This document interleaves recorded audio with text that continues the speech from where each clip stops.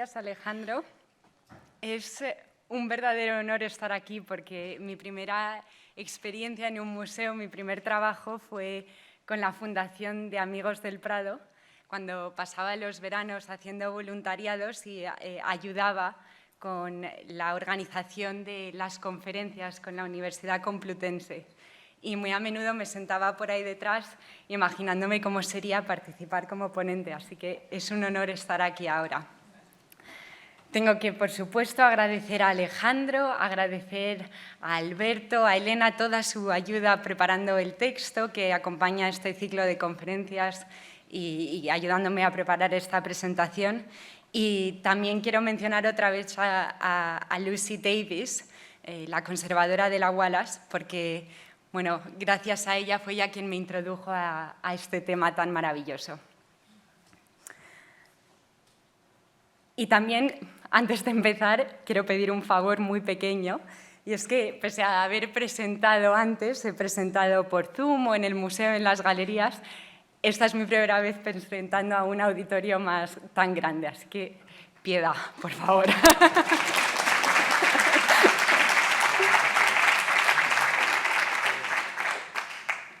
Bueno, cuando yo pienso en Rubens, las tres palabras que primero me vienen a la mente son flamenco, puesto que él es un hombre nacido ahí, es erudito, tenía una gran colección de libros, más de 500 tomos, y sobre todo, lo más importante, pintor.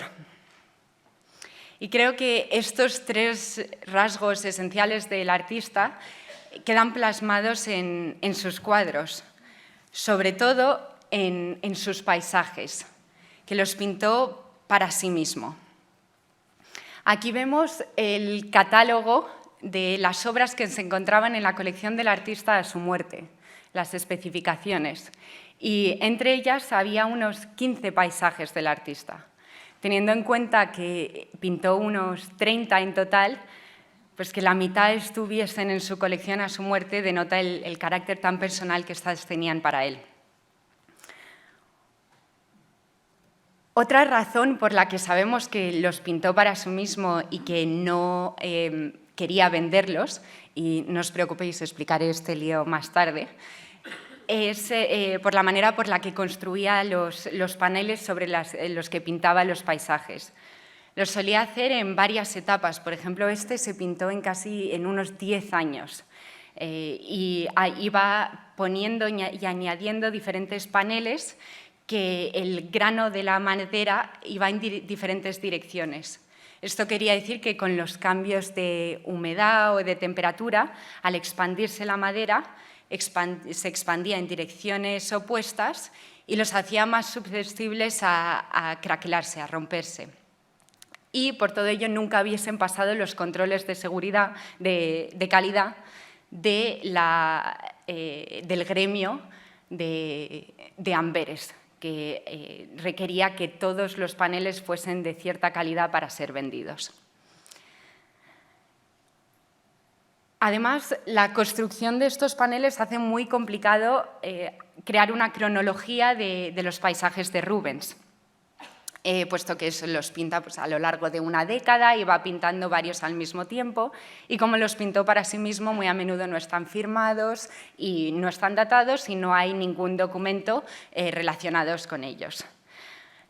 Y además no es lo que quiero hacer durante esta hora, porque creo que ya hay libros estupendos sobre el tema, como es el de Christopher Brown sobre los paisajes de Rubens, que creo que era una de las recomendaciones biográficas para hoy. Pero creo que sí que es importante decir que hay más o menos unas 3 etapas importantes en la evolución de Rubens como paisajista. La primera coincide con la tregua de los 12 años, también llamada la Paz de Amberes, que es una tregua en la Guerra de los 80 años que enfrentó al Imperio Español con los países las Provincias Unidas del Norte, lo que hoy conocemos como Holanda. La firma de esta tregua coincide con la vuelta de Rubens desde Italia y es una época de de florecimiento en los Países Bajos meridionales. Su segunda época coincide con su época de su carrera diplomática más intensa, cuando, bajo las órdenes de la archiduquesa Isabel Clara Eugenia, viaja a París, a Madrid, a Londres, y tiene poco tiempo para dedicarse a lo que él le gusta. Y por último, en 1635, se retira, ya mayor, tenía unos 58 años, y se retira al campo, a su casa de Hedstein, donde tiene tiempo libre para hacer lo que de verdad le gusta, que es pintar.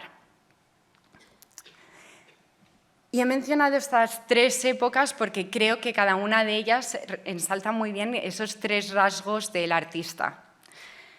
La primera, durante la tregua de los 12 años, es una época en la que yo creo que los paisajes de Rubens muestran su lado más flamenco, donde él plasma su orgullo por su patria y también, y lo más importante, por la tradición paisajista flamenca, de la que hablaré más tarde. La segunda, vemos a un artista erudito, capaz de moverse con toda la tranquilidad por las grandes cortes de Europa, pues hablaba varios idiomas y estaba al corriente no solo de toda la literatura de los antiguos, pero también de los últimos avances científicos. Y, por último, su última época, cuando se retira al campo y pasa largos veranos con su familia en Hedstein, vemos al pintor, que libre de las demandas de sus mecenas puede hacer lo que le gusta. Así que, ¿qué voy a hacer durante los siguientes 50 minutos? Cuando Alejandro me invitó a participar en este ciclo de conferencias, me pidió que hablase de los paisajes como un reflejo de la mente del artista. Y eso es exactamente lo que pretendo hacer. He elegido 3 cuadros. Cada uno de ellos corresponde a una de las épocas de las que he hablado. Creo que todos ellos están pintados con pinceladas posicionadas con extremo cuidado por el artista y las posiciona con un juicio que está motivado por sus vivencias como flamenco, como hombre erudito y sobre todo como pintor. Y cada una de ellas resalta uno de esos rasgos. Así que lo que me propongo enseñar es cómo Rubens aprende de la importantísima tradición flamenca, la sintetiza a través de sus ojos de hombre erudito y crea una serie de paisajes más libres y personales de los que luego aprenderán artistas como el francés Watteau o el inglés Constable. Pero sobre todo lo que voy a intentar hacer es expresar el disfrute con el que Rubens pintaba estos cuadros. Era un tema que solo pintaba para sí mismo, que regalaba a sus amigos, así que espero que ustedes disfruten de este tema tanto como lo hizo él. El primer cuadro del que voy a hablar es La granja de Laeken, que está en la colección real inglesa.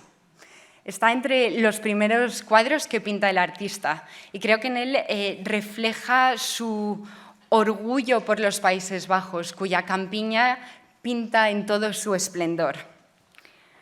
Vemos un grupo de lecheras que ordeña unas vacas sobre una colina, una carretilla rebosante de verduras y luego, colina arriba, una iglesia, la iglesia de Laeken, que da el nombre al cuadro. Este cuadro, como ya he mencionado, se pintó durante la tregua de los 12 años. Y los archiduques Alberto y la archiduquesa Isabel Clara Eugenia fueron esenciales para la firma de esta tregua. Esta paz trajo alas a los Países Bajos meridionales, que bajo la paz florecen y hay un resurgimiento económico y cultural. Y Eso se ve reflejado en el cuadro con las palomas que surcan los árboles y las que pastan al lado de la vaca. He puesto los detalles de cada cuadro para que sepan de qué detalles me refiero con estas imágenes. Además, la iglesia de Laeken era muy importante para la archiduquesa Isabel Clara Eugenia. En 1581 fue destruida por un ataque iconoclasta y fueron los archiduques quienes la reconstruyeron. Y la infanta le tenía especial devoción, puesto que allí se albergaba una pequeña efigie de la Virgen a la que si uno le rezaba le concedía fertilidad. Y aquí en este cuadro vemos una procesión organizada por la archiduquesa a visitar dicha Virgen.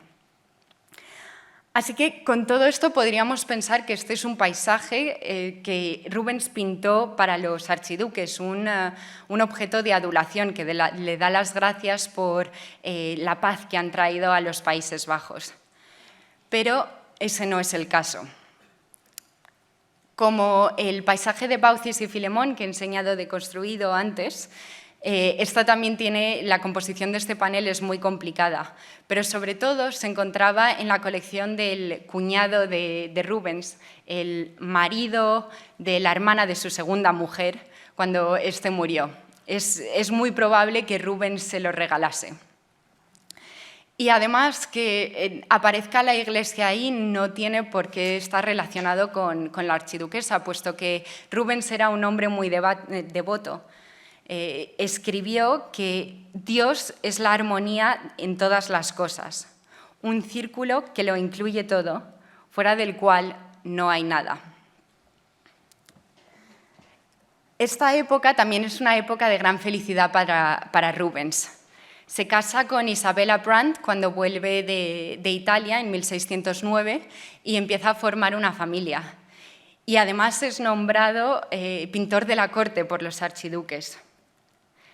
Recibe también encargos de los más importantes mecenas de la época. Por ejemplo, esta Adoración de los Pastores, que está ahora en el Museo de Bellas Artes de Marsella, fue pintada para la iglesia de San Juan en Malines.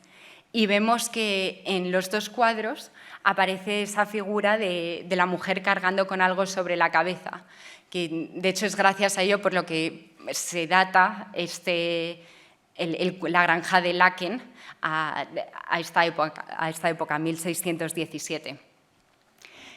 Y además creo que no es coincidencia que estas dos figuras se parecen mucho a las carótidas griegas, símbolos de la abundancia.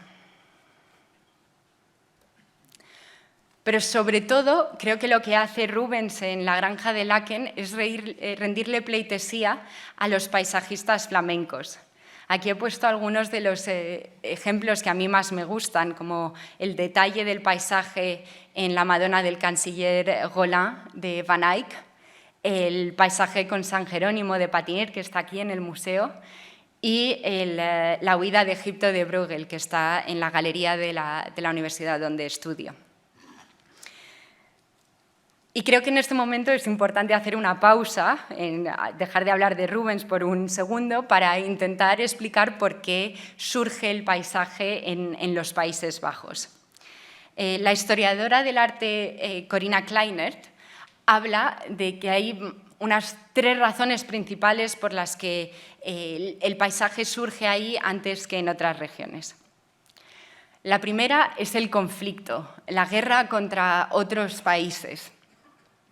Aquí vemos un paisaje que a mí me encanta, que está en la planta de arriba, en el museo, donde en un primer plano vemos un paisaje, como lo que concebimos nosotros al pensar en el género pictórico, pero luego en un segundo plano este paisaje se convierte en un mapa. Y esto es que a causa de las invasiones, de los conflictos, de la destrucción que trae la guerra, el paisaje en los Países Bajos se empieza a ver como territorio. El paisaje está lleno de hitos que marcan batallas, conquistas, fronteras. Y esto lo describe muy bien este paisaje del sitio de Breda. Y en esa situación los artistas tenían un poder muy especial, y es que cuando el mundo que nos rodea está bajo el peligro de ser destruido por la guerra, ellos al pintarlo podían rescatarlo y ponerlo al abrigo de la destrucción. Un poco como cuando nosotros hacemos una foto de algo para recordarla. Otro aspecto del conflicto es la guerra que tienen incluso hoy en día en los Países Bajos contra el agua. Es una región que está a la altura del mar y si no fuese por los diques, los canales, los lagos que hay distribuidos por el campo, estaría inundada. Y Rubens era muy consciente de eso. Aquí vemos un dibujo que hace de uno de esos pequeños diques, pero también hay una carta al marqués de Aitona, el gobernador de Amberes, donde le urge a reparar un dique que se ha roto al norte de la ciudad, puesto que las consecuencias podrían ser terribles. Y, por último, la otra razón por la que surge el paisaje en los Países Bajos es la urbanización.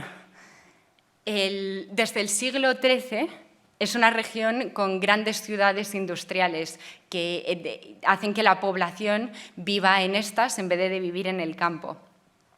Y eso crea una distinción en la que la ciudad se convierte en el antónimo del campo y lo rural. Y creo que no es coincidencia que ahí donde viven las clases más adineradas, las que compran obras de arte, sea donde en esas ciudades es donde surge el paisaje, puesto que esas personas ya no miraban por la ventana y veían el paisaje, la naturaleza, sino que veían una ciudad. Así que quizás por eso empiezan a pedir que les pinten esas vistas. Pero ya que la prosperidad de esas ciudades requería el comercio entre unas y otras, hay muchos indicios de comercio en el campo, y Rubens los pinta aquí en estos dibujos. Está lleno de caminos bordeados por árboles y vallas de entramado que son pequeños indicios de urbanización que se empiezan a colar en los medios más rurales. Y todo ello queda plasmado en este cuadro, en la granja de Laeken. En el tercer plano, en ese gran valle que se extiende detrás de la vaca, vemos un lago rodeado de árboles que frenan la erosión, mientras que a la iglesia sube un camino bordeado por esas vallas de entramado y por los árboles. Pero ahora que ya hemos establecido por qué el paisaje es tan importante en el arte flamenco, vuelvo a cómo Rubens les rinde pleitesía a estos paisajistas, que de hecho no solamente los admira lo suficiente como para inspirarse en ellos al pintar sus propios paisajes, sino que también los colecciona. Esta es otra página de las especificaciones de ese catálogo de pinturas de la colección de Rubens, y en el número 191 vemos La huida de Egipto, de Bruegel, que enseñé una imagen un poco más atrás, y luego otro cuadro, El monte de Saint-Gothard, del mismo de Bruegel, que por desgracia se ha perdido. Y así que ahora voy a hablar de algunas de las maneras en las que Rubens toma de esos maestros del paisaje y cómo le ayudan a formar esta vista de Laeken.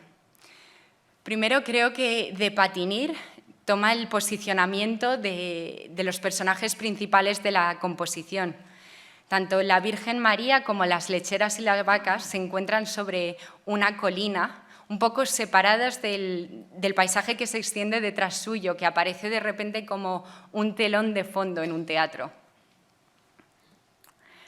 Luego, Rubens mira a Hugo van der Goes, al maravilloso tríptico que está en los Uffizi, el tríptico de Portinari, y copia el jarrón de Manises y la manera en la que éste crea un puente entre el espacio pintado y el espacio del espectador. Y de esa manera él posiciona la carretilla llena de verduras que se sale un poco del marco del cuadro, como si fuese a rodar y a caer a nuestros pies. También creo que imita el humor de Bruegel el Viejo. En estos dos cuadros, los pintores ponen un énfasis inusual en el trasero de la vaca.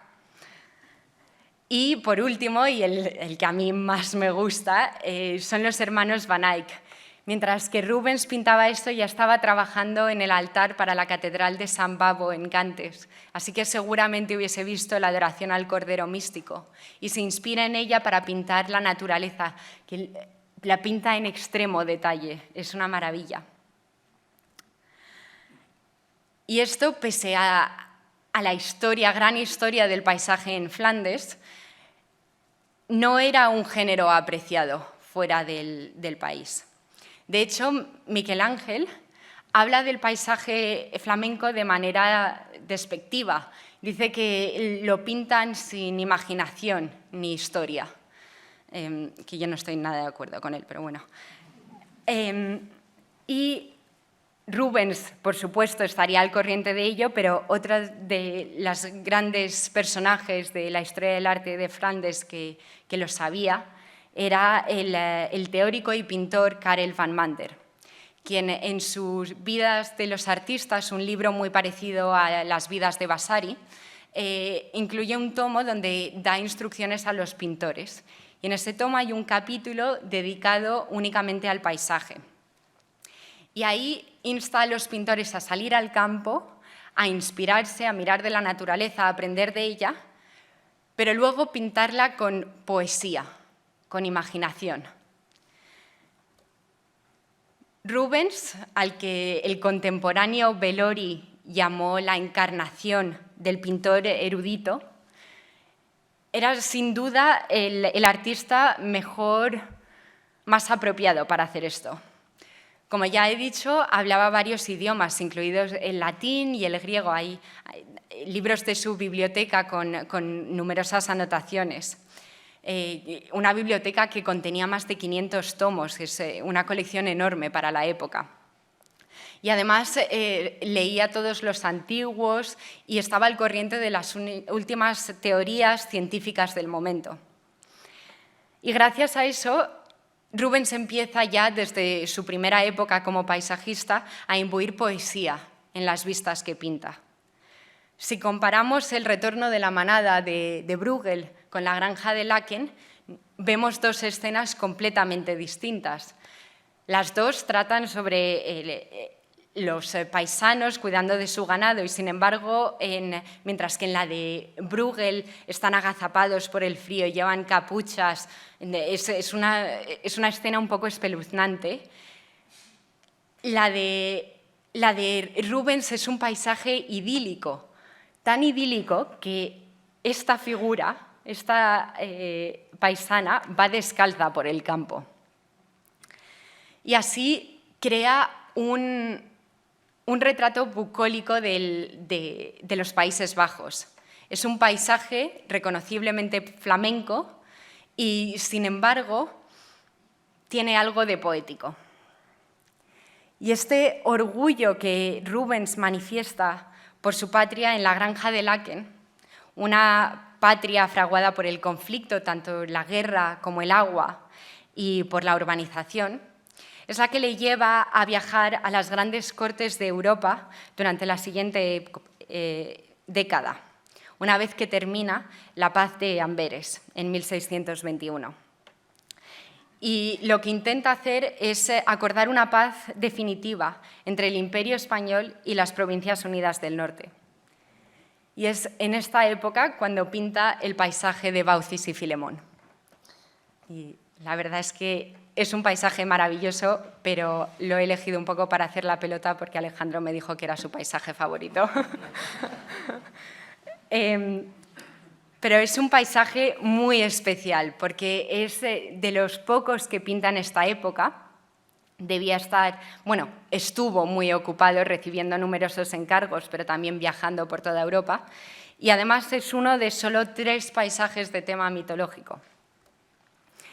En un lado del paisaje vemos un grupo de figuras. Son los ancianos Baucis y Filemón, acompañados por los dioses Mercurio y Júpiter.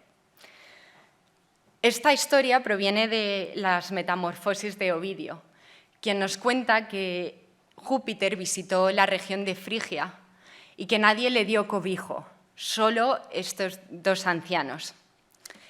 Enojado, manda unas terribles tormentas que inundan la región, pero antes de que empiece la lluvia, manda al dios mensajero, a Mercurio, a que salve a Baucis y Filemón. Y esta es la imagen que vemos cuando Mercurio trae a los dos ancianos al gran dios y estos se agazapan agradecidos ante él. Y pese a que estas figuras dan nombre al cuadro, Rubens solo las añadió muy al final de la concepción de esta obra.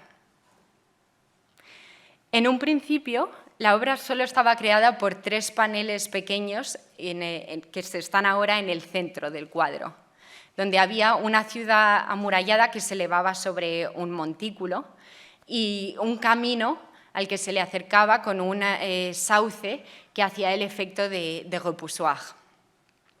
El cuadro se debía parecer bastante a la huida de Egipto de Bruegel, así que Rubens aquí sigue mirando a la tradición paisajista flamenca, no, en ningún momento se olvida de ella.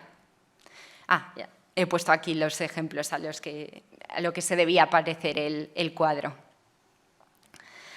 Y pese a que ese podría haber sido un cuadro terminado, Rubens vuelve a él y decide añadir 4 paneles más, uno a cada lado, y en ese momento es cuando añade la terrible tormenta y la inundación, además de esta vaca, que es la vaca más desgraciada de la historia del arte para mí. Por último, vuelve una tercera vez y lo agranda al tamaño que vemos ahora. Ahí es cuando añade las víctimas de la inundación, esta mujer que cae sobre las rocas, este hombre que se agarra a un tronco. Y, bueno, he mentido al decir por último, porque aquí en realidad había, donde se encuentran estas figuras, había un grupo de jinetes que huían de la inundación.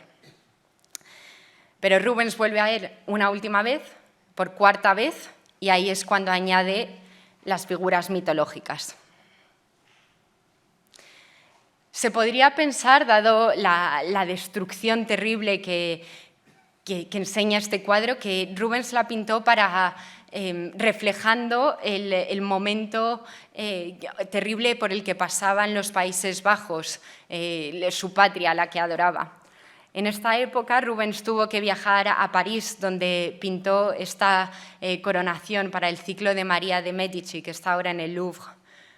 Luego viajó a Madrid, donde pinta este retrato de Felipe IV a caballo, que se perdió y ahora solamente se conoce por la copia del mazo en los Uffizi. Y por último a Londres, donde pinta el Banqueting Hall en Whitehall Palace, que es maravilloso. La tormenta, estas nubes terribles, es una trova pictórica que ya habían utilizado los pintores con anterioridad para representar lo malo. Por ejemplo, Patinir en la Laguna Estigia pinta grandes nubarrones sobre el infierno, o en El Triunfo de la Muerte el cielo está oscurecido por el humo y por unas nubes negras. Así que se podría pensar que es un reflejo del peligro que representa la guerra para los Países Bajos. Por otro lado, podríamos pensar que es un reflejo simplemente de la vida privada de Rubens. En 1626 muere su primera mujer durante la peste que asoló la ciudad de Amberes y deja a Rubens y a sus hijos desolados. Y esto podría coincidir con cuando Rubens añade las escenas de destrucción, la tormenta, las figuras que caen en picado y que mueren arrastradas por el agua. Mientras que en 1630, cuando Rubens se casa con su segunda mujer, es cuando añade las figuras de Baucis y Filemón, símbolo de esperanza y amor, puesto que cuando mueren, Júpiter las convierte en 2 árboles que se quedan entrelazados. Y eso podría simbolizar la felicidad que siente al casarse con su segunda mujer, la estupenda Helena Fourmont. Pero creo que, sobre todo, Este cuadro refleja la erudición de Rubens. Aquí sale retratado el filósofo neohistórico Justus Lipsius con sus alumnos Jan Voverius, Philip Rubens y el mismo pintor con Rubens. Y es que Lipsius fue su profesor. Una de las obras más importantes de este filósofo fue la traducción de la obra completa de Séneca, que vemos en esta hornacina, es este busto. Y entre esa obra estaban las cuestiones naturales. Las cuestiones naturales de Séneca es una obra protocientífica en la que el autor explica los fenómenos atmosféricos y naturales no por superstición, explicando que los rayos los tira Júpiter o demás historias, sino que se basa solamente en observaciones científicas de la naturaleza. Y creo que esto se refleja en el paisaje de Baucis y Filemón. Por ejemplo, el arco iris está pintado tal y como explica Séneca que un arco iris aparece en la naturaleza, que es cuando un surtidor del agua, cuando el agua sale de un surtidor al esparcirse y cuando la luz llega a él de manera oblicua, ahí es cuando aparecen los colores del arco iris. Y eso es exactamente lo que hace cuando lo pinta en una esquina con el foco de luz llegándole desde atrás de manera oblicua.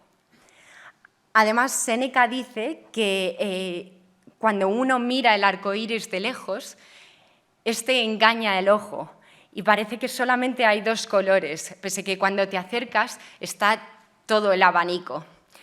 Y es verdad que cuando uno mira el paisaje de Baucis y Filemón desde lejos, parece que el arco iris está compuesto solo de un poco de rojo y amarillo, es casi blanco de lo poco que se ve. Pero al acercarse vamos viendo como hay pequeñas gradaciones de rojo a naranja, amarillo, verde, azul, que Rubens posiciona con mucho cuidado para que, tal y como dice Séneca, la transición de una a otra sea imperceptible.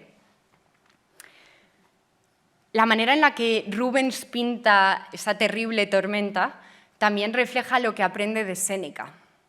Séneca dice que el aire y todos los efectos atmosféricos son lo mismo, que lo único en lo que difieren es por su intensidad. Así que vemos a Rubens que utiliza el mismo color para pintar las nubes, pero estas son algodonosas, suaves, y luego para pintar las trombas de agua coge el pincel y hace violentas rayas que bajan hacia la tierra. Otro autor antiguo al que mira Rubens es Plinio. Y aquí, en esta carta que he decidido citar, Rubens comenta que todo sigue tranquilo en los Países Bajos, exceptuando las tonterías que se escriben en Holanda. Dicen que es un fantasma que aparece en una tabla cortada de un árbol y que se parece a monjas y monjes con dos violines. La gente está maravillada con este gran fenómeno y lo ven como un presagio. En mi opinión, hay que recordar las palabras de Plinio sobre la tabla del limonero. Un defecto en los nudos o tono de la madera puede aparecer favorable más que defectuoso. Creo que esto explica muy bien lo que pensaba Rubens de esas explicaciones y esas ideas mágicas sobre la naturaleza y que en vez de eso él quería acercarse a ella y entenderla de manera científica. Así que muy a menudo leía a Plinio para aprender de él y aprender, pues, por ejemplo, cómo dibujar una zarzamora para que ésta se pareciese a cómo aparece esa planta en la naturaleza.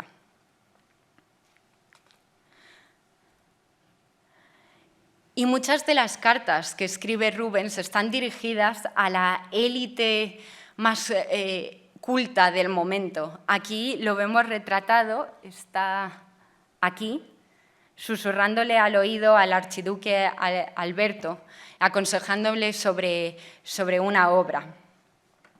Y uno de los miembros más importantes de esta élite erudita de Amberes es el autor de Opticorum, el jesuita Franciscus Aguilonius. Rubens conocía muy bien esta obra porque fue él quien diseñó la portada. Aquí vemos el dibujo que está en el British Museum junto al libro impreso. Y una de las razones por las que a mí me interesaba tanto aprender de leer a Franciscus Aguilonius, y es que me interesa mucho la teoría del color, es porque él es uno de los primeros en hablar de los colores como separarlos en colores primarios, el amarillo, el rojo y el azul, y en colores secundarios, esos que se hacen cuando los primarios se mezclan. Y aparte de hacer esto, Aguilonius habla de cómo se mezclan esos colores. Y es interesante porque pese que Aguilonius está hablando de la luz, habla de ella como si estuviese hablando de pigmentos. Todavía no se ha dado cuenta, como lo hará 60 años más tarde Newton, cuando compra el prisma, que la luz y la pintura no actúan de manera igual. Pero Aguilonius dice que un color aparece cuando dos colores se mezclan con veladuras, una palabra que utilizamos al describir la pintura. Y creo que eso es exactamente lo que hace Rubens aquí en el arco iris, cuando superpone el rojo con el amarillo para crear una fina franja de naranja entre medias. Aguilonius también cuenta que el color se puede mezclar cuando el ojo ve dos puntos de diferentes colores, el uno junto al otro, el ojo acaba viendo un tercer color. Y eso es lo que hace Rubens en los troncos de estos pinos, donde pone pequeñas motas de rojo y amarillo y crea un efecto anaranjado. Y para explicarlo mejor, quizás está bien mirar este cuadro de Seurat, y así podemos ver también lo moderno que era Rubens para su época, que ya empezaba a pensar como los pointillistas. Por último, Aguilonius escribe que nunca hay que mezclar los tres colores primarios, el rojo, el amarillo y el azul, porque esto creará un color cadavérico. Y Rubens utiliza esta idea para pintar los cadáveres de esta obra. Para pintar esta mujer que cae por las rocas, pone finas veladuras de amarillo, de rojo y azul que crean el efecto de un cadáver. Es interesante que, pese a basarse en las observaciones de la naturaleza de los antiguos y en las últimas teorías sobre la visión, el paisaje de Rubens no es una tormenta así como nosotras lo vemos, tampoco es una topografía exacta. Y no es porque no se pudiese hacer, puesto que su contemporáneo Solomon van Ruisdael pintaba paisajes mucho más realistas en el norte de los Países Bajos. Y esto es porque Rubens era consciente que la belleza, él pensaba que la belleza debía estar basada en una idea en la mente del artista. El paisaje de Baucis y Filemón es la idea de una tempestad perfecta, de una inundación, que aunque para nosotros es un poco triste porque quizás nos recuerda bastante a las imágenes que veíamos el año pasado en Alemania o este verano en Pakistán. Rubens era un lector ávido de Aristóteles y de sus comentaristas, y consideraba que lo que observaba de la naturaleza no debía pintarlo exactamente, sino que contrastarlo con una imagen de su mente. Y esta idea, central en su concepción de la belleza, es la que le lleva a pintar paisajes cada vez más personales durante su retiro en Hedstein.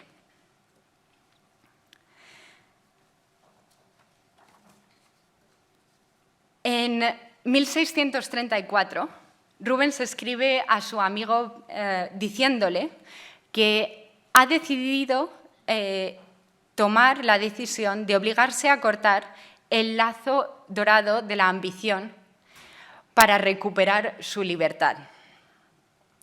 Al poco escribe a la archiduquesa pidiéndole permiso para dejar atrás la carrera diplomática. Rubens ya es un señor mayor, tiene 58 años en este momento y sufría de gota y artritis. Y solamente nos podemos imaginar cuán incómodo debía ser viajar tanto en esa época. Y así que, siguiendo quizás los consejos de Cicerón sobre la vejez, se retira al campo. Y ahí nos cuenta su sobrino, autor de la primera biografía de Rubens, Philip, que Rubens se dedica a pintar la naturaleza. Estos son los dos cuadros que reunimos por primera vez en 250 años en la Wallace, la vista de Hedstein por la mañana y el paisaje con arcoíris. Y son bellísimos retratos de Hedstein en el que se ve perfectamente cómo Rubens disfruta de esa casa. Pero para mí el que más me gusta es este paisaje a la luz de la luna que está en el Courtauld. Es un paisaje puro, no hay indicios de vida humana, solamente un pequeño chamizo en este lado. Y la única protagonista es la luna y su reflejo en el agua. Pero, al igual que con Baucis y Filemón, esta no era la apariencia del paisaje en su concepción, puesto que antes, donde ahora están las sombras más oscuras del bosque, había un grupo de figuras sentadas alrededor de una hoguera. Al hacer esto, Rubens probablemente estaba siguiendo los consejos del teórico Cristoforo Sorte, que decía que al pintar una escena nocturna era importante añadir una fuente de luz artificial que crease un equilibrio entre la luna y el resto de la oscuridad y alumbrase un poco la escena. Pero, bueno, y el paisaje se debía parecer bastante a los de Elsheimer, que Rubens conoció en Italia y del que coleccionó sus cuadros, y el que tuvo en su colección, de hecho, está aquí en el Museo del Prado. Pero como vemos, Rubens ignora los consejos de los teóricos, quita esa fuente de luz artificial y convierte a la luna y su reflejo en el agua en la única protagonista. El reflejo de la luz en el agua es algo que ya le había interesado con anterioridad. En este maravilloso dibujo del British Museum, Rubens anota que cuando miras al reflejo de los árboles, el reflejo es más marrón, que quizás quería decir oscuro, y más limpio, más nítido que los árboles. Y esto es lo que el propio Rubens observa.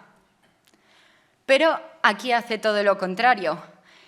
El reflejo de los árboles en el agua está completamente desdibujado. De hecho, ni siquiera lo pinta. Esta es la base del cuadro que Rubens deja sin trabajar. Aquí vemos un Rubens que está ignorando todos los consejos, que está jugando con la naturaleza y que está disfrutando solo de pintar. Me encanta mirar estos paisajes en el cielo. Son trozos que podrían haber sido bastante aburridos, solamente de azul, y sin embargo ahí vemos cada movimiento de la muñeca del pintor y cómo manejaba el pincel. Y vemos cómo se divierte jugando con la naturaleza. Es una noche de luna llena y nosotros cuando miramos al cielo en una noche de luna llena nunca vemos las estrellas, no se ven, están deslumbradas por la luna. Y aquí brillan las dos, no es un problema. Parece casi un paisaje impresionista. Pero pintar así, solamente de la naturaleza, viendo lo que uno observaba, no podía estar más lejos de lo que Rubens opinaba sobre la pintura. En su tratado de Imitatione Statuarum, Rubens escribe que está convencido que para alcanzar la más alta perfección se necesita una comprensión completa de las estatuas. De hecho, una absorción completa de estas. pero que hay que hacer un uso juicioso de esto y, ante todo, evitar el efecto del mármol. Vemos que es exactamente lo que hace cuando pinta las figuras en el paisaje de Baucis y Filemón, que imita la composición de estas estatuas antiguas en el Vaticano, pero no imita el efecto del mármol. Y, de hecho, es lo que hace en el paisaje a la luz de la luna. Pinta la naturaleza, pero no la imita. Y esto refleja las ideas del comentarista Aristóteles Agucci, quien dice que nunca hay que pintar una imagen exacta, sino una idea de esta. Nunca hay que pintar lo particular, sino lo universal. Y así que probablemente Rubens pensó en la noche y pensó en la luna y las estrellas, y eso es lo que pinta. ¿Y cómo consigue hacer esto? Rubens le cuenta a su amigo Norgate que él pinta un poco ayudado por su ingenio, por su imaginación. Esta imaginación es la que le lleva a pintar con total libertad.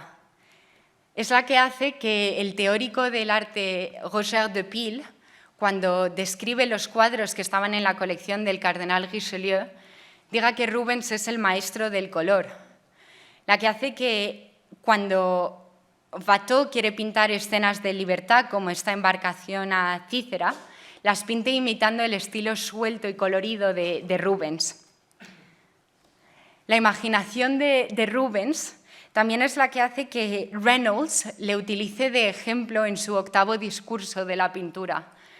Reynolds, de hecho, fue el primer propietario conocido del paisaje a la luz de la luna, y mientras que hablaba de él en la Royal Academy, que esa sala donde daban las conferencias es donde yo ahora voy a escuchar mis conferencias, lo cual es muy emocionante, pues Rubens mira ese cuadro y dice que Rubens podría haberlo hecho más natural, menos ingenioso, pero lo hubiese hecho a costa de la armonía. Y, siguiendo los consejos de Reynolds, artistas ingleses como Constable o Gainsborough intentan imitar, y en el caso de Gainsborough incluso superar a Rubens pintando la luna y sus reflejos en el agua. Pero sobre todo lo que le brinda a Rubens, esa imaginación desbordante, ese disfrute por la pintura, es la capacidad de crear las obras más maravillosas del barroco. Y, como argumenta Alex Marr, el profesor de Oxford, en su último libro, el ingenio de Rubens es el que le permite alcanzar la libertad socioeconómica que le ayuda a comprar el castillo de Hedstein y a retirarse ahí durante sus últimos años de vida. No es, pues, de sorprender que en estos años de feliz y pacífico retiro en Hedstein, Rubens celebre y dé rienda suelta a ese ingenio y capacidad de expresión, creando obras como este paisaje, donde luce con destreza como pintor y maestro del color. Y ya voy concluyendo. Es interesante que estos 3 paisajes se encontraban, bueno, el primero en la colección del amigo de Rubens, Arnold Lunden, y los 2 otros estaban en la colección del pintor cuando éste muere. Y al ver esto podríamos pensar que Rubens no tenía ningún interés en compartir sus ideas sobre el paisaje, que era algo que él hacía solamente porque disfrutaba pintando este tipo de obras. Sin embargo, existen 25 grabados de paisajes de Rubens que hizo el grabador Shelter Al Bosford. No se sabe si Rubens participó en este proceso, pues es difícil datarlo, si se cree que quizás pudo haber dado las instrucciones para grabarlos o no, pero en cualquier caso estos grabados ayudan a que se distribuyan las ideas sobre el paisaje que tenía Rubens. Ayudan a enseñar cómo este alude a la tradición paisajista flamenca, enseñan los conocimientos de Rubens sobre la naturaleza y enseñan cómo usaba el pincel y cómo expresaba toda la abundancia que ésta brindaba. Y de hecho, este paisaje que vemos aquí, que está basado en el retorno del campo de Rubens, fue propiedad del poeta alemán Goethe, que mientras que lo miraba, observó que un paisaje así de bello, inexistente en la naturaleza, solo podía ser el resultado de la manera poética de ver del pintor. Y con esa palabra recordamos a Van Mander, que instruyó a los paisajistas flamencos a que saliesen al campo y pintasen la naturaleza de manera poética. Es prueba que Rubens consigue hacer exactamente eso, que consigue aprender las tradiciones de la tradición paisajista flamenca, que interioriza todas las enseñanzas de los antiguos y científicos sobre la naturaleza y que, al final, usando su ingenio, representa un ideal poético de la naturaleza y la eleva. Y esta idea de que la eleva la expresa muy bien su contemporáneo, el poeta Sanderson, cuando dice que llora Roma. Ahora Rubens, el flamenco, triunfa sobre el lacio con la destreza de su pincel. Y por último, quiero compartir una idea que yo tengo sobre los paisajes de Rubens. El filósofo Edward Casey pregunta que por qué nadie se molestaría en pintar el espacio tridimensional y multisensorial que nos rodea. Y creo que los paisajes de Rubens pueden ser una respuesta a esta pregunta. Representan la exaltación de la abundancia de la naturaleza, el miedo por una inundación terrible o la paz de una noche de verano.